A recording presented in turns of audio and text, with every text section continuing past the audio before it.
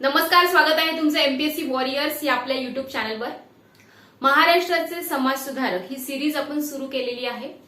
सगळ्या व्हिडिओजची लिंक खाली डिस्क्रिप्शन बॉक्समध्ये दिलेली आहे। मी महाराष्ट्राचे समाज सुधारक प्लेलिस्ट लिंक असं दिलेलं आहे। तुम्हाला सगळं त्याला जर तुम्ही क्लिक केलं तर तुम्हाला सगळे समाज सुधारक याच्या अगोदर जे मी काही शिकवलेले असतील ते सगळ्यांची लिंक तुम्हाला खाली मिळून जाईल।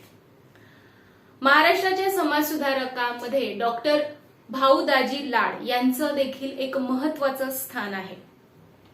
डॉक्टर भाऊदाजी लाड हे एक निष्णात असे डॉक्टर होते, व्यासंगी विद्यापंडित होते, त्याचप्रमाणे एक संशोधक देखील होते आणि परोपकारी समाजसेवक देखील होते। आजच्या व्हिडिओमध्ये आपण डॉक्टर भाऊदाजी लाड यांच्याविषयीच त्यांचे जीवनचरित्र अभ्यासणार आहोत आपल्या परीक्षेच्या दृष्टिकोनातून। डॉक्टर भाऊदाजी लाड यांचं मूळ नाव रामचंद्र विठ्ठल लाड असं होतं, पण हे कुठेतरी मागे पडलं आणि आपण सर्वच जण त्यांना भाऊदाजी लाड या नावानेच ओळखतो। यांचा जन्म 1824 साली त्यांच्या आजोळी मांजरी या गावी झाला। हे मूळचे गोव्याचे रहिवासी होते। गोव्यातील पेडणे तालुक्यातील पारसे या गावचे हे रहिवासी होते, पण यांचे वडील जे आहे ते व्यवसायानिमित्त मुंबईला आले, त्यामुळे यांचं संपूर्ण कुटुंब हे तिथेच स्थायिक झाले। हे सारस्वत ब्राह्मण होते। आता मुंबईला आल्यानंतर यांच्या वडिलांनी मूर्त्या बनवण्याचं कार्य केलं। मातीच्या मूर्त्या किंवा मातीच्या बाहुल्या हे बनवत असत उदरनिर्वाहासाठी। प्राथमिक शिक्षण डॉक्टर भाऊदाजी लाड यांचं मराठी शाळेमध्ये झालं आणि पुढील शिक्षणासाठी हे इंग्रजी शाळेमध्ये गेले। शालांत परीक्षेनंतर हे एल्फिन्स्टन कॉलेजमध्ये यांनी प्रवेश मिळवला। एल्फिन्स्टन कॉलेजमध्ये पदवी मिळवत असताना यांचे आवडीचे विषय राहिलेले आहेत इतिहास, भूगोल, रसायनशास्त्र आणि संस्कृत। वेगवेगळ्या शिष्यवृत्त्या देखील त्यांना या काळात मिळत गेल्या। पदवी संपादन केल्यानंतर एल्फिन्स्टन कॉलेजमध्येच हे शिक्षक म्हणून देखील नियुक्त झाले। तर इथे 2 वर्ष त्यांनी ही नोकरी केली शिक्षकाची आणि खूप नावलौकिक मिळवला उत्तम शिक्षक म्हणून। 1845 मध्ये जगन्नाथ शंकरशेठ यांच्या पुढाकाराने ग्रँड मेडिकल कॉलेजची स्थापना झाली होती। गव्हर्नर रॉबर्ट ग्रँड याच्या स्मृतिप्रित्यर्थ हे मेडिकल कॉलेज स्थापन केलं गेलं होतं आणि हे मेडिकलचं कॉलेज स्थापन झाल्यानंतर डॉक्टर भाऊदाजी लाड यांनी काय केलं तर शिक्षकाची जी नोकरी होती याचा राजीनामा दिला आणि त्यांनी सरळ या मेडिकल कॉलेजमध्ये काय केलेला आहे प्रवेश घेतलेला आहे। 5-6 वर्ष अभ्यास केल्यानंतर 1851 मध्ये त्यांना वैद्यकीय पदवी देखील प्राप्त झाली। वैद्यकीय पदवी मिळवल्यानंतर हे असिस्टंट सर्जन म्हणून यांनी काही काळ कार्य केलं आणि त्याच्यानंतर त्यांनी स्वतःचा स्वतंत्र असा वैद्यकीय व्यवसाय स्थापन केला। स्वतःचा वैद्यकीय व्यवसाय स्थापन केल्यानंतर यांनी काय केलेलं आहे पारंपरिक जी औषधं होती याच्यावरती त्यांचा जास्त विश्वास नव्हता। यांना वैद्य म्हणजे यांनी संशोधनावरती भर दिलेला आहे आणि संशोधन ते कशावर करायचे तर ज्या काही औषधी वनस्पती होत्या याच्यावरती हे संशोधन करायचे। संशोधन म्हणजे रिसर्च करायचे, ठीक आहे। आणि त्याच्यानंतर त्यांना रिसर्च करत असताना खष्ट किंवा कवटी या वनस्पतीच्या बियांपासून त्यांनी एक औषध तयार केले जे की रामबाण ठरले कुष्ठरोगांसाठी। तर कुष्ठरोगावरील औषध आपल्याला परीक्षेच्या दृष्टिकोनातून इथे एक प्रश्न तयार होतो की कुष्ठरोगावरील औषध कोणी शोधून काढले, कोणत्या समाज सुधारकाने शोधून काढले तर डॉक्टर भाऊदाजी लाड यांनी। त्याच्यानंतर देखील हे संशोधन करतच राहिले, वेगवेगळ्या औषधी वनस्पतींवरती हे संशोधन करतच होते, त्यामुळे त्यांना लोक धन्वंतरी देखील म्हणायला लागले। आता धन्वंतरी कोण होते तर धन्वंतरी ही आरोग्याची देवता मानली जाते। समुद्र मंथन ज्यावेळेस झालं होतं त्यावेळेस ज्या वेगवेगळ्या गोष्टी समुद्राच्या बाहेर पडल्या त्याच्यामध्ये धन्वंतरी ही आरोग्य देवता देखील बाहेर पडली, जिला विष्णूचा अवतार देखील मानलं जातं। आणि धन्वंतरींनी काय केलं होतं तर आयुर्वेदिक क्षेत्रामध्ये आमूलाग्र असे बदल केले होते, त्यामुळे डॉक्टर भाऊदाजी लाड देखील वेगवेगळे संशोधन करतच होते वेगवेगळ्या आयुर्वेदिक किंवा वनस्पतींवरती, त्यामुळे त्यांना देखील धन्वंतरी असे लोक म्हणायला लागले। हा देखील एक प्रश्न परीक्षेच्या दृष्टिकोनातून महत्वाचा आहे। धन्वंतरी खालीलपैकी कोणत्या समाज सुधारकाला म्हटलं जातं तर डॉक्टर भाऊदाजी लाड यांना। दुसरा प्रश्न आपला इथे झालेला आहे। त्याच्यानंतर यांनी काय केलेलं आहे, देवीची लस जी एडवर्ड जेन्नर यांनी शोधून काढली होती, तर या देवीच्या लसीचा प्रसार करायचं कार्य महाराष्ट्रामध्ये किंवा मुंबई प्रांतामध्ये करायचं काम डॉक्टर भाऊदाजी लाड यांनी केलेलं आहे. कारण त्यावेळेस समाजाला काय वाटायचं की देवीचा कोप झाला तर देवी होते, असा एक समज होता. पण देवीची जर लस घेतली तर ती एक प्रतिबंधात्मक लस आहे आणि जर तुम्ही ती घेतली तर तुम्हाला कधीच देवी होणार नाही, हे त्यांनी लोकांना पटवून सांगितलं. आणि या देवीच्या लसीचा प्रसार करण्याचं खूप मोठं कार्य हे डॉक्टर भाऊदाजी लाड यांनी केलं. त्याचप्रमाणे त्यावेळेस ते डोळ्याच्या मोतीबिंदूचं ऑपरेशन देखील करत होते. ज्या पद्धतीने हे एक निष्णात किंवा पॉप्युलर असे टीचर या म्हणून त्यांचा नावलौकिक झाला होता, त्याच पद्धतीने हे रोगाचं अचूक निदान करणारे आणि कुशल असे सर्जन म्हणून देखील नावलौकिकाला यायला लागलेले आहेत. त्याच्यानंतर 8 नोव्हेंबर 1851 सालीच ग्रँड कॉलेज मेडिकल सोसायटीचे हे उपाध्यक्ष बनले आणि थोड्याच दिवसानंतर अध्यक्ष देखील या सोसायटीचे ते बनलेले आहेत. आता ह्या सर्व गोष्टी करत असतानाच त्यांनी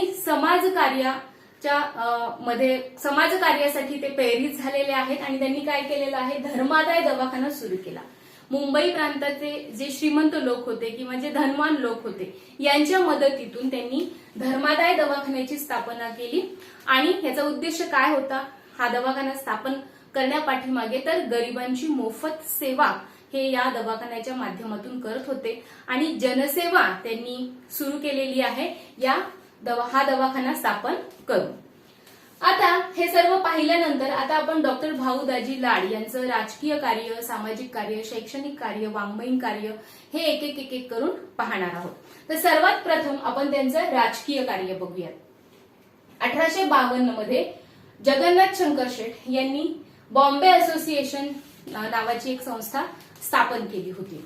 आता या बॉम्बे असोसिएशनचे हे पहिले चिटणीस बनले होते. कोण? डॉक्टर भाऊदाजी लाड. आता बॉम्बे असोसिएशनने ही संस्था काय करत होती, तर ही एक दुव्याचं काम करत होती, मध्यस्थीचं काम करत होती की सरकार कसं काम करत आहे हे लोकांना सांगणे आणि लोकांच्या अडीअडचणी, दुःख, त्यांचे काही प्रश्न हे सरकारला पुरवणे किंवा त्यांना सांगणे हे कार्य बॉम्बे असोसिएशन ही संस्था करत होती. तर डॉक्टर भाऊदाजी लाड हे पहिले चिटणीस होते.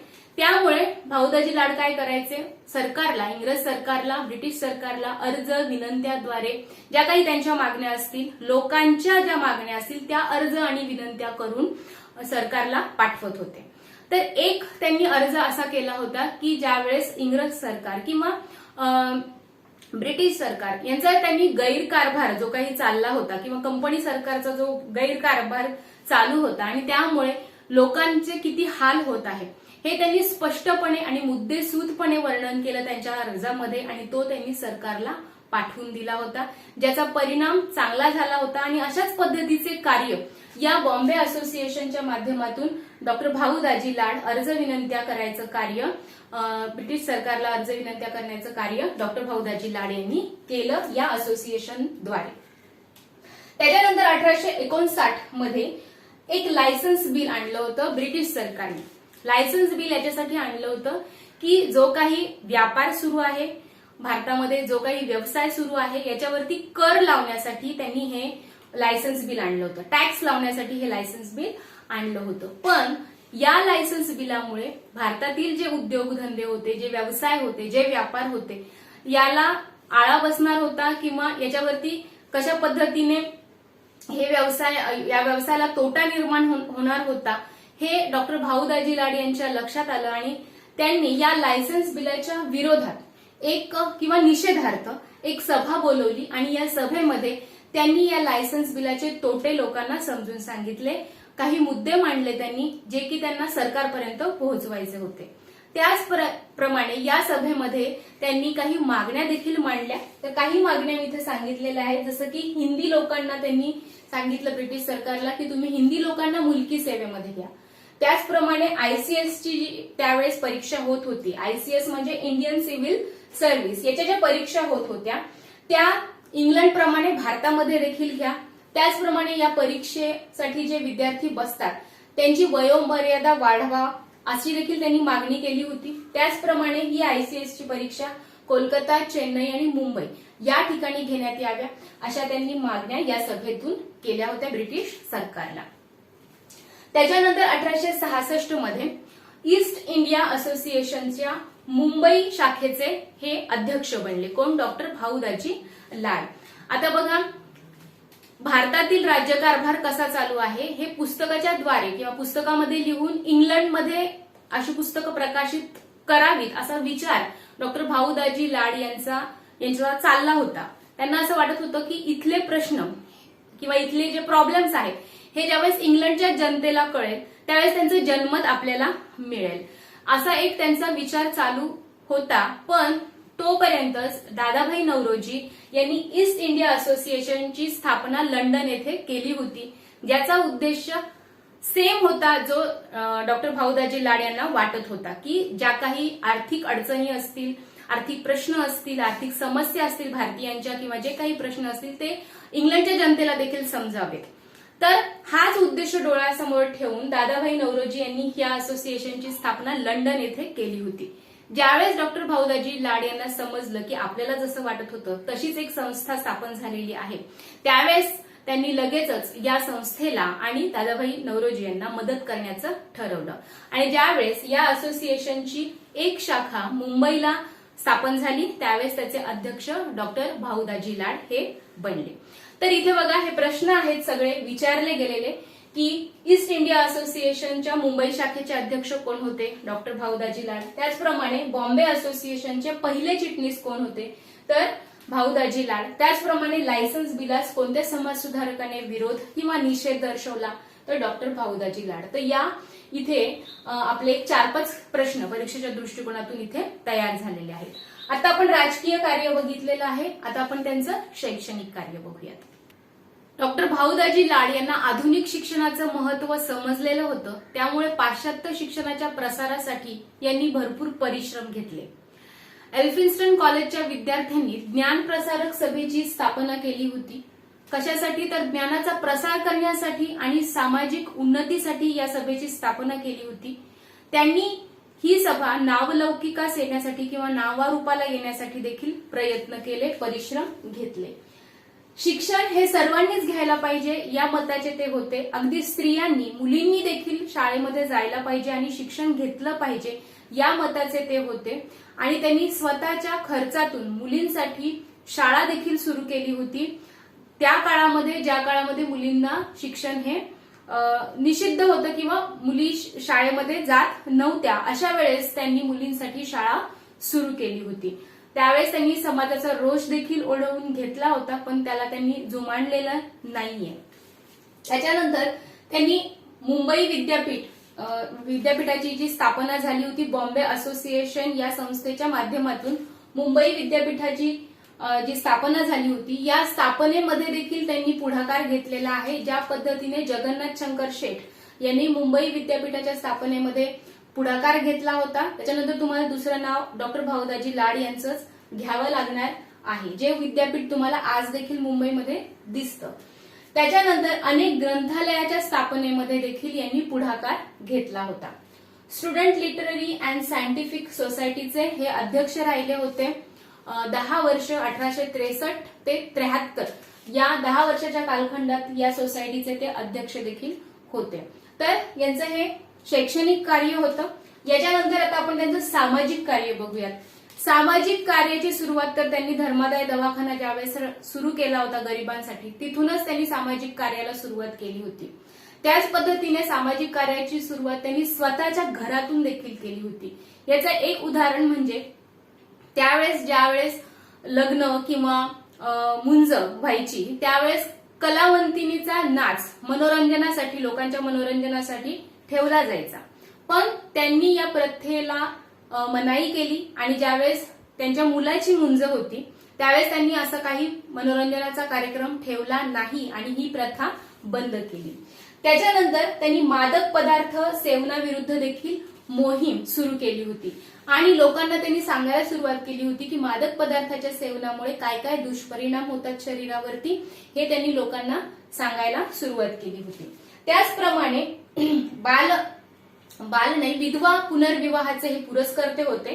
ज्यावेळेस देव कुंवर नावाच्या स्त्रीने पुन्हा एकदा विवाह केला किंवा पुनर्विवाह केला, त्यावेळेस या विवाह प्रसंगी डॉक्टर भाऊ दाजी लाड हे स्वतः त्या लग्नास उपस्थित होते. त्याचप्रमाणे त्यावेळेस समुद्र पर्यटन करणे हे निषिद्ध मानलं जात होतं किंवा समुद्र पर्यटन जर केलं, समुद्र प्रवास जर केला तर तुमचा धर्म भ्रष्ट होतो, ही एक समजूत होती त्या काळी. पण त्यांनी इथे ह्या समुद्र पर्यटनास प्रोत्साहन दिलेलं तुम्हाला दिसून येत आहे. त्यांचं असं म्हणणं होतं की जोपर्यंत तुम्ही पाश्चात्य देशामध्ये जात नाही आणि उच्च विद्याविभूषित होणारच नाही, तोपर्यंत तुम्हाला जगात काय चाललेलं आहे हे समजणार नाही. त्यामुळे त्यांनी या प्रथेला विरोध केलेला आहे. त्याचप्रमाणे ज्या काही रूढी परंपरा अनिष्ट चालीरीती चालत आलेल्या होत्या, ज्याच्यामध्ये बाल विवाह असेल, केशवपण असेल, सती प्रथा असेल, अशा सर्व अनिष्ट रूढी परंपरांना त्यांनी कडाडून विरोध देखील केला होता. त्याचप्रमाणे व्हिक्टोरिया बाग किंवा ज्याला नंतरच्या कालखंडामध्ये राणीचा बाग आणि आता आपण सर्वजण जिजामाता बाग म्हणून ओळखतो, मुंबईची ही जी बाग आहे, याच्या स्थापनेमध्ये आणि अल्बर्ट म्युझियमच्या स्थापनेमध्ये देखील यांचा महत्वाचा पुढाकार राहिला होता. ज्याप्रमाणे जगन्नाथ शंकर शेठ यांचा या स्थापनेमध्ये पुढाकार होता, त्याच पद्धतीने डॉक्टर भाऊ दाजी लाड देखील यांचा देखील या सर्व गोष्टींच्या स्थापनेमध्ये महत्वाचा पुढाकार राहिला होता. आता त्यांचं सामाजिक कार्य बघितल्यानंतर आता आपण त्यांचं वाङ्मयीन कार्य किंवा ऐतिहासिक कार्य बघूयात. एक डॉक्टर असून देखील यांना इतिहास हा विषय फार आवडत होता, कारण यांनी ज्यावेळेस शिक्षक होते हे किंवा एल्फिन्स्टन कॉलेजमध्ये ज्यावेळेस त्यांनी पदवी मिळवली, त्याच वेळेस त्यांचा विषय आवडीचा होता इतिहास, भूगोल. तर त्यामुळे त्यांना इतिहासाशी रिलेटेड काही ना काही संशोधन हे करत राहिलेले आहे. इतिहासाचे संशोधन करण्यासाठी हे यांनी भारताची भ्रमंती देखील केलेली आहे, ठीक आहे. आणि भारतातून त्यांनी अनेक असे शिलालेख गोळा केले, त्याचप्रमाणे काही ताम्रपट गोळा केलेले आहेत, काही चित्रे गोळा केलेली आहे. इतिहासाशी रिलेटेड ज्या काही गोष्टी त्यांना मिळाल्या, या सर्व वस्तूंचा संग्रह त्यांनी केला होता आणि हा संग्रह तुम्हाला आजही म्युझियममध्ये डॉक्टर भाऊ दाजी लाड संग्रहालय या ठिकाणी तुम्हाला आजही तो आढळतो. तर यांनी काय केलेलं आहे वाङ्मयीन कार्य ते आता बघूयात आपण. यांनी कालिदासाचा कालनिर्णय आणि शकांचे हल्ले याच्यावरती चिकित्सक पद्धतीने विवेचन केलं. त्याचप्रमाणे जैन धर्माची परंपरा आणि जैन पट्टावतीचा कालानुक्रम तसंच हेमाद्रीचा काल या सर्व ग्रंथांचं परत एकदा त्यांनी विश्लेषण केलं आणि याच्यावरती परत एकदा त्यांनी ग्रंथ लिहिले, ठीक आहे. त्याच्यानंतर त्यांनी मगाशी जसं सांगितलं मी, त्यांनी संपूर्ण भारताचा प्रवास केला होता इतिहासाच्या संशोधनासाठी. आणि प्रवास करत असतानाच गिरनार पर्वतावरील रुद्रदामनाचा शिलालेख त्यांच्या वाचनात आला. त्याच पद्धतीने गुप्त राजवंशाचे शिलालेख देखील त्यांनी वाचले आणि त्याच्यावरती चिंतन मनन केलं. या सर्व शिलालेखांचा आणि इतिहासाचा अभ्यास करत असताना त्यांनी ब्रिटिशांनी जो इतिहास लिहिला होता भारतीयांचा, तो देखील त्यांनी वाचला. आणि त्यावेळेस एका प्रिन्सेस नावाच्या ब्रिटिशाने इतिहास दिला होता, त्याच्यामध्ये त्यांनी असं लिहिलं होतं की चस्टनचा मुलगा आहे रुद्रदामन. पण त्यांनी ही चूक सुधारली, कारण त्यांनी देखील स्वतः हा शिलालेख वाचला होता, अभ्यास केला होता. त्यामुळे त्यांनी ही चूक सुधारली की चस्टनचा रुद्रदामन हा मुलगा नव्हता तर नातू होता. तर अशा पद्धतीने याच्यावरून आपल्याला हे लक्षात येईल की त्यांची किती चिकित्सक अशी वृत्ती होती आणि संशोधन करण्याची किती त्यांना आवड होती, हे तुम्हाला इथे लक्षात येईल. त्याच्यानंतर दी literary remains of Bhau Daji हे एक वाङ्मयीन त्यांचा ग्रंथ मरणोत्तर प्रकाशित झाला. त्यांची अशी इच्छा होती की त्यांना भारताचा इतिहास लिहायचा होता. त्यासाठी त्यांनी बऱ्याचशा गोष्टी गोळा देखील केल्या होत्या, पण तोपर्यंतच त्यांचा मृत्यू झालेला आहे. त्यामुळे त्यांचं हे कार्य जे आहे हे अपूर्ण राहिलं आणि मरणोत्तर त्यांचं मग the literary remains of Bhau Daji हे एक वाङ्मयीन ग्रंथ प्रकाशित झाला. त्याचप्रमाणे रॉयल एशियाटिक सोसायटीचे हे सदस्य राहिले होते आणि पुढे ते त्याचे अध्यक्ष देखील झालेले आहेत. परीक्षेच्या दृष्टिकोनातून इम्पॉर्टंट आहे की रॉयल एशियाटिक सोसायटीचे सदस्य आणि त्यानंतर अध्यक्ष कोण बनले तर डॉक्टर भाऊ दाजी लाड. आणि या सोसायटीच्याच अंतर्गत त्यांनी ज्या इतिहासाचे संशोधन केलेले असतील किंवा ज्या शिलालेखांचा अभ्यास केला असेल किंवा ज्या संस्कृत ग्रंथांचा त्यांनी अभ्यास केला असेल, तर असे त्यांनी 19 लेख देखील लिहिले होते. त्याच पद्धतीने कागद निर्मितीसाठी द बॉम्बे पेपर मॅन्युफॅक्चरिंग कंपनीची देखील डॉक्टर भाऊ दाजी लाड यांनी स्थापना केली होती. आता आपण त्यांचं सामाजिक कार्य, शैक्षणिक कार्य, राजकीय कार्य, वाङ्मयीन कार्य पाहिलेलं आहे. एवढं सगळं करून देखील ते पुढे ते उद्योग क्षेत्राकडे वळलेले आहे किंवा व्यवसायाकडे वळलेले आहेत. हा एक सामाजिक कार्याचाच त्यांचा भाग होता. बघा, भारतामध्ये त्यावेळेस कापड गिरण्या ह्या बंद पडायला लागल्या होत्या. त्यामुळे बरेचसे कामगार हे बेकार झाले होते. त्यामुळे या बेकार झालेल्या कामगारांना उद्योगाला लावण्यासाठी स्वतः भाऊ दाजी लाड हे व्यवसायामध्ये पदार्पण यांनी केलं होतं. आपल्या व्यापारी मित्राच्या सहाय्याने यांनी कापसाच्या दलालीचा व्यवसाय सुरू केला होता. आता याच्यामध्ये त्यांना सुरुवातीला खूप यश मिळालं, खूप भरभराट झाली. पण ज्यावेळेस अमेरिकन राज्यक्रांती झाली आणि त्यामुळे कापडाची मागणी ही मंदावली होती, त्यामुळे यांचा जो बिझनेस होता हा ठप्प पडला, बंद पडला आणि यांच्यावरती भरपूर असं कर्ज चढलं. त्याच्यामुळे यांना स्वतःचं घरदार, ग्रंथालय देखील विकावे लागले. त्याचप्रमाणे त्यांचा जो धर्मादाय दवाखाना होता हा देखील त्यांना चालवणं अशक्य झाला, तो देखील बंद पडला. पण तरी देखील त्यांनी चिकाटीने त्यांचं समाजकार्य हे सुरूच ठेवलं होतं. पण शरीराने मात्र साथ दिली नाही आणि 1873 मध्ये यांना पक्षाघात झाला आणि त्याच्यानंतर एकच वर्षांनी 1874 मध्ये यांचा मृत्यू देखील झाला. तर अशा पद्धतीने व्यक्ती एक पण भूमिका अनेक. बघा, ते एक शिक्षक होते, त्याच्यानंतर ते डॉक्टर झाले, त्यांना धन्वंतरी हा मान मिळाला, त्याच्यानंतर ते परोपकारी असे समाजसेवक झाले. त्याचप्रमाणे ते संशोधक देखील होते. नुसतेच मेडिकल क्षेत्रातीलच संशोधन त्यांनी केलेलं नाहीये, तर इतिहासाचं देखील त्यांनी संशोधन केलेलं आहे. तर अशा पद्धतीने एक व्यक्ती आणि भूमिका मात्र अनेक असं जीवन जगणारे डॉक्टर भाऊ दाजी लाड यांचं जीवनचरित्र आज आपण अभ्यासलेलं आहे. जर तुम्हाला आजचा व्हिडिओ आवडला असेल तर जरूर लाईक करा, इतरांसोबत शेअर करा आणि चॅनलवरती नवीन असाल तर सबस्क्राईब करायला विसरू नका. आपण भेटूयात पुढच्या व्हिडिओमध्ये नवीन टॉपिकसह. तोपर्यंत धन्यवाद.